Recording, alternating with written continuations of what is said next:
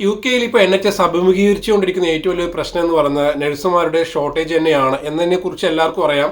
പക്ഷേ ഇപ്പോൾ international recruitment സ്റ്റോപ്പിംഗിലാണ്. ബൾക്കായിട്ട് 400-200 പേരെയൊക്കെ ഒരേ സമയത്ത് എടുത്തിരുന്നത് ഇപ്പോൾ അത് 10-5 പേരോ ആയിട്ട് കുറഞ്ഞിട്ടുണ്ട് എന്നുള്ളതാണ്. ഇതിനോടൊപ്പം ചേർത്ത് വായിക്കാവുന്ന ഒരു വാർത്ത കൂടി, ഒരു ഏറ്റവും ഇമ്പോർട്ടൻ്റ് ആയിട്ട് ഒരു അപ്ഡേറ്റ് കൂടി, അതായത് യുകെയിലെ നഴ്സുമാരുടെ സംഘടനയായിട്ടുള്ള RCN 5.5% സാലറി ഹൈക്ക് ഗവൺമെന്റ് പ്രഖ്യാപിച്ചിരുന്നു. ഈ ഹൈക്ക് നിരസിച്ചിരിക്കുകയാണ്. ഡോക്ടേഴ്സിന് 22.3% ഹൈക്കും നഴ്സസിന് 5.5% ഹൈക്കുമാണ് ഗവൺമെന്റ് പ്രഖ്യാപിച്ചിരുന്നത്.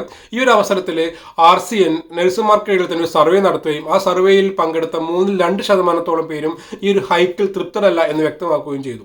RCN തിരിച്ച് ഗവൺമെന്റിൽ ആവശ്യപ്പെട്ടിരിക്കുകയാണ്, റീസണബിൾ ആയിട്ടുള്ള ഒരു ഹൈക്ക് ഉടനെ പ്രഖ്യാപിച്ചില്ല എങ്കിൽ വീണ്ടും സമരങ്ങളിലോട്ട് പോകും എന്നാണ് RCN പ്രഖ്യാപിച്ചിരിക്കുന്നത്. 2023 യുകെയിലെ ചരിത്രത്തിൽ ആദ്യമായിട്ട് നഴ്സുമാരുടെ സമരം RCN നേതൃത്വം നടത്തിയിരുന്നു.